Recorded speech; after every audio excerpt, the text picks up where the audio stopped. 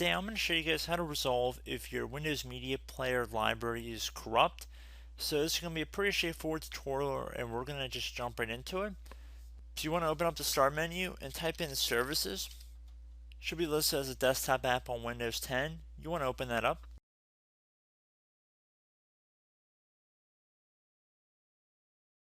So now I'm going to blow this thing up full screen here.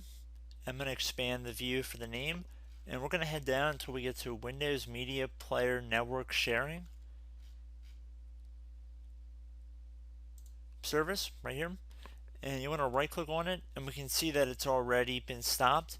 For some reason, if it says automatic over here for startup type and you want to right click on it and the option to stop is not grayed out, you want to gray that option out. So by clicking on stop, you want to make sure that's stopped.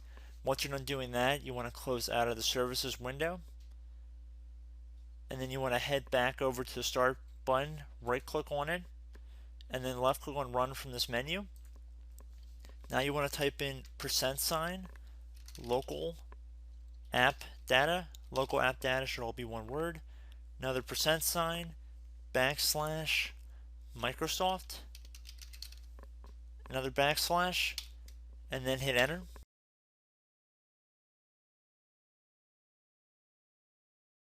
So now where it says media player, you want to right click on it and then select delete.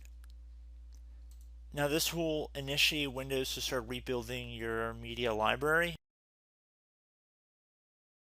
It should not delete your music, so you should not have to worry about that.